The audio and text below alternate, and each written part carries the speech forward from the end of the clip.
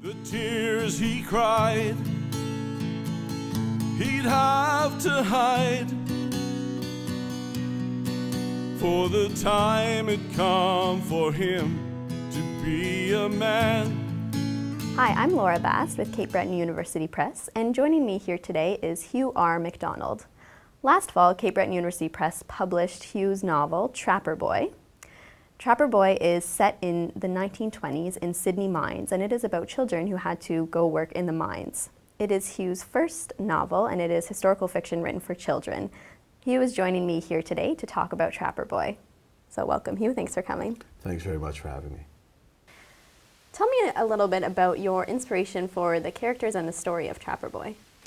Well, the inspiration for the story was a university history course I took from Don McGilvery at CBU.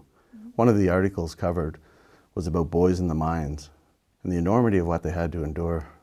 Some of them only 9 or 10 years of age, had a huge impact on me and stuck with me throughout the years. So I first wrote a song called Trapper Boy, and then I later wrote the novel. The inspiration for the characters, for J.W., I tried to envision a young boy who had lots of dreams, as I'm sure many of the young boys going into the coal mines would have had. He's smart, he's young, kind and sensitive, but he's totally unsuited to go underground because he's also afraid of the dark. For the character of J.W.'s mother, I used my own mother as inspiration because as I was a boy growing up, we had a coal stove in our house that we used both to cook the meals as well as heat the house.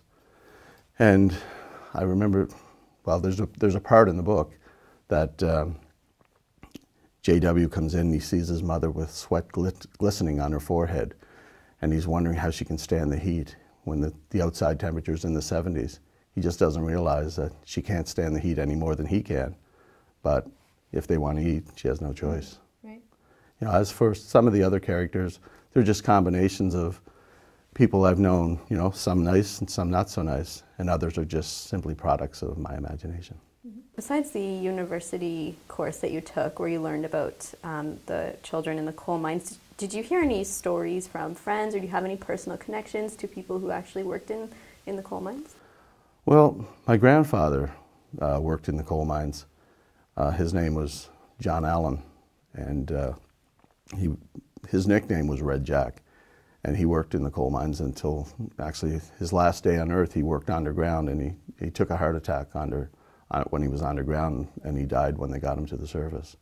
My father, told us a lot of stories, about him. So I guess that's another connection as well.